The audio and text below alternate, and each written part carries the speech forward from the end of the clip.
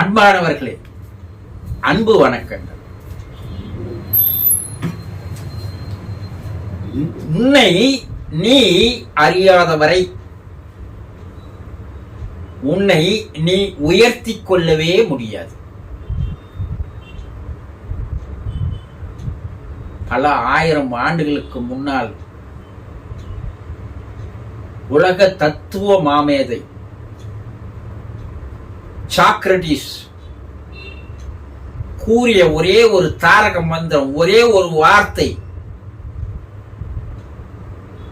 என்ன? உன்னை நீ அறிவாய். முடிஞ்சு போச்சு.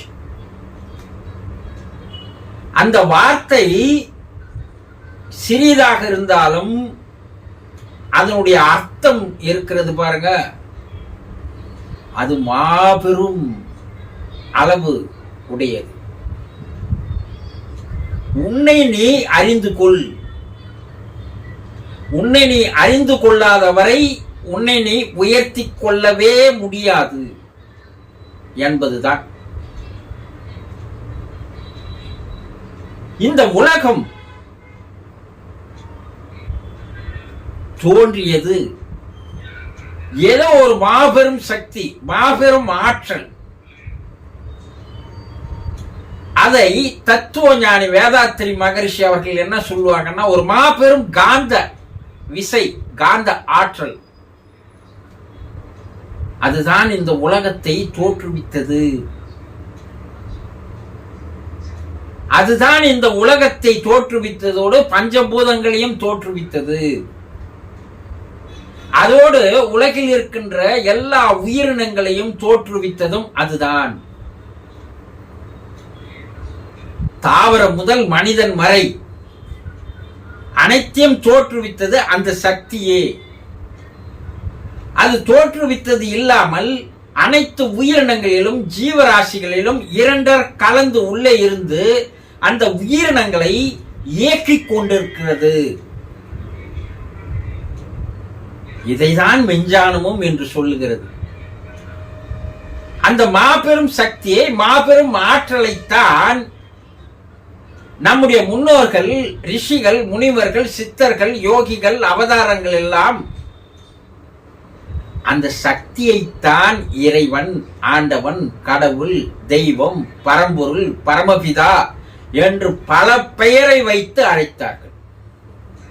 அது உருவம் இல்லாத நிலை, அருவமான ஒரு சக்தி. அது ஒரு ஆற்றல், ஒரு அலைவரிசை. அது உலகம் முழுவதும் பரவி இருக்கிறது, உங்களுக்குள்ளேயும் உள்ளே இருக்கிறது. அந்த உங்களுக்குள்ளே இருக்கின்ற அந்த சக்தியைத்தான் உயிர், ஆன்மா, ஆத்மா, ஆவி, ஜீவன் என்று பல பெயரை வைத்து அழைக்கிறோம். இதுதான் உண்மை. அதை புரிந்து கொள்ள வேண்டும் என்பதற்காக தான் சித்தர் பெருமக்கள் அருவத்தில் இருப்பதை உருவத்திற்கு கொண்டு வந்து மனிதர்களுக்கு காட்டினார்கள். அருவத்தை கண்ணால் பார்க்க முடியாது, ஆனா ஏதோ ஒரு சக்தி இயக்கி கொண்டிருக்கிறது. அது இயங்காமல் நம்மால் இயங்க முடியாது. அந்த சக்தியே தான் நமக்குள் உயிராக இருக்கிறது. அந்த உயிர் தான் உங்களை இயக்கி கொண்டிருக்கிறது, சிந்திக்க வைக்கிறது, பேச வைக்கிறது, பார்க்க வைக்கிறது. எல்லா செயலையும் அந்த உயிர் என்ற ஆத்மா, ஆன்மாதான் செயல்படுத்தி கொண்டிருக்கிறது. உலகம் முழுவதும் வியாபித்திருக்கின்ற, பரவி இருக்கின்ற அந்த சக்தி உங்களுக்குள்ளேயும் இருக்கிறது என்பதைத்தான் சித்தர் பெருமக்கள் சூசகமாக அண்டத்தில் இருப்பது பிண்டத்தில் இருக்கிறது, பிண்டத்தில் இருப்பது அண்டத்தில் இருக்கிறது என்று சொன்னார்கள். அப்ப இந்த பிரபஞ்சத்தை முழுவதும் அறிந்து கொள்வதற்கு நமக்கு வயதோ, அறிவோ, காலமோ பத்தாது. அதை சூசகமாக சித்தர்கள் அந்த உலகம் முழுவதும் இருக்கின்ற அந்த ஆற்றலை அறிந்து கொள்வதற்கு தேவையில்லை. அதே ஆற்றல் தான் உங்களுக்குள்ளேயே இருக்கிறது. அப்போ உங்களுக்குள் இருக்கின்ற அந்த ஆற்றலை, தெய்வ அம்சத்தை, தெய்வீக பேராற்றலை, பரம்பொருளை நீங்கள் அறிந்து கொண்டால் இந்த உலகம் முழுவதையும், பிரபஞ்சம் முழுவதையும், அது செயல்படுகின்ற விதங்களையும் உங்களால் அறிந்து கொள்ள முடியும் என்று கூறினார்கள். இத பல ஆண்டு கால ஆராய்ச்சிக்கு அப்பால் சாக்ரட்டிஸ் தத்துவ மேதையாக இருந்தாலும் கூட அவர் இந்த சக்தியை எல்லாம் தெரிந்து கொண்டதால் தான் முதல்ல அவர் என்ன வச்சார்னா, உலகத்தை நீ அறிந்து கொள்னு சொல்லல, உன்னை நீ அறிவாய், எல்லாம் தெரிந்துவிடும் என்று சொன்னார். அப்போ இறைவனை, தெய்வத்தை, ஆண்டவனை, கடவுளை, பரம்பொருளை, பரமபிதாவை வெளியே தேடி தேடி தேடி தேடி அலைந்து கொண்டிருந்தால் அதை நாம் புரிந்து கொள்வதற்கோ, தெரிந்து கொள்வதற்கோ, அறிந்து கொள்வதற்கோ, உணர்ந்து கொள்வதற்கோ நம்மால் இயலாது.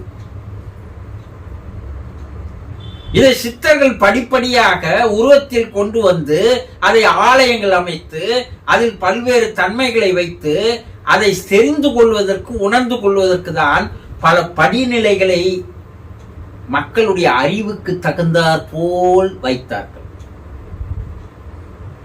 நாம் அந்த படிநிலைகளிலே நின்று கொண்டிருந்தால் நாம் அறிய முடியாது. அது ஒரு சடங்காக, ஒரு செயல்பாடாக, ஒரு கடமையாக தான் இருக்குமே தவிர, அதனால் ஆயிலும் காலமும் ஓடிப்போகும். அப்போ உங்களுக்குள்ளே அது இறைவனாக இருக்கின்ற அதை நீங்கள் அறிந்து கொண்டால், தெரிந்து கொண்டால், புரிந்து கொண்டால், தெரிந்து தெளிவு பெற்றுவிட்டால் உங்களை நீங்கள் உயர்த்தி கொள்வதோடு ஞான நிலைக்கு நீங்கள் வருவீர்கள். இது 100% ஆன்மீக அறிவியல். ஆனா ஒரு சில கூட்டம் அப்படி கடவுள்ன்றதே கிடையாது, அந்த கடவுள் என்பவன் கிடையாது, கடவுளை வணங்குபவன் முட்டாள் என்றெல்லாம் உபதேசம் செய்வாங்க. ஆனா அவன் குடும்பம் பூரா எங்கடா இருக்கும்னா கோயில்ல தான் இருக்கும். தன் குடும்பத்திற்கு அதை எடுத்து கூற முடியாதவர்கள் தான் ஊருக்கு உபதேசம் செய்வதற்காக வருவார்கள். சொல்றவன் எல்லாம் நீங்க கொஞ்சம் கண்காணிச்சு பார்த்துக்கினே வாருங்க. ஒண்ணு அவன் குடும்பம் கோயில் கோயிலா போயின்னு இருக்கும், அவனே மாநிலம் விட்டு மாநிலம் வேற கோயிலுக்கு போவான், அவனே ஒரு வேஷத்தை போடுவான். அவன் குடும்பம் கோயிலுக்கு போய் வந்தா அவன் கொடுக்கிற விபூதி திருநீரை வீட்டுக்குள்ள வச்சுக்குவான், வெளியே வரும்போது அதை அழிச்சிட்டு வெளியே வருவான். ஆனா அந்த சடங்குகளை எல்லாம் கூட தன் மேலேயே வைத்துக் கொண்டு மற்றவர்களுக்கு உபதேசம் செய்வான். இப்படியே ஏமாத்துவாங்க. வேறு சிலர் கடவுளுடைய பெயரை வைத்து நீங்கள் இது செய்தா, இந்த பரிகாரம் செய்தா, இந்த பூஜை செய்தா உங்களுடைய கஷ்டங்கள் தீரும், உங்களுடைய வறுமைகள் போகும், நீங்க வாழ்க்கை நல்லா இருக்கும்னு சொல்லுவான். அவனுக்கு குடும்பத்துல 1000 கஷ்டங்கள் இருக்கும், வேதனைகள் இருக்கும், துன்பங்கள் இருக்கும், துயரங்கள் இருக்கும். அவனாலேயே அதை தீர்த்துக்க முடியல. ஆனா மற்றவங்களுக்கு உபதேசம் பண்ணி அவன் மற்றவங்களை ஏமாத்துவான். இந்த 2 சாரரையும் நீங்கள் புரிந்து கொள்ள வேண்டும். 2 சாரருமே உங்களை ஏமாற்றுபவர்களாக இருக்கிறார்களே தவிர உங்களை உணரச் செய்வதற்குண்டான வழிகளை அவர்கள் காட்டுவதில்லை. அப்போ விழிப்புணர்வோடு எனக்குள் இருக்கின்ற சக்தியை நான் அறிந்து கொள்வதற்கு எந்த விதமான தடையும் இல்லை. இல்லையா? உங்களை யாரும் தடுக்கிறாங்களா? கிடையாது. தன்னை அறிய தனக்கு ஒரு கேடு இல்லை. தன்னை அறியாமல் தானே கெடுகின்றான். தன்னை, தன் அறிவை அறிந்த பின் தன்னையே அர்ச்சிக்க தான் இருந்தானே. ஆனா சித்தர்கள். ஆக உங்களுக்குள் இருக்கின்ற அந்த ஆத்ம சக்தியை, ஆன்ம ஒளியை, ஜோதியை, உயிர் என்பது ஒரு ஒளியாகத்தான் இருக்கிறது. அது எங்கே இருக்கிறது? அந்த உயிராக இருக்கின்ற அந்த இறைவனை, ஆண்டவனை, ஒளியாக இருக்கின்ற அவனை நீங்கள் அகத்திற்குள் சென்று பயணம் செய்து, அகத்தில் நீங்கள் ஆராய்ச்சி செய்து, அதில் ஈடுபட்டு நீங்கள் அதை தெரிந்து கொண்டால் உங்களுக்கு எல்லாம் தெரிந்ததாக மாறிவிடும்.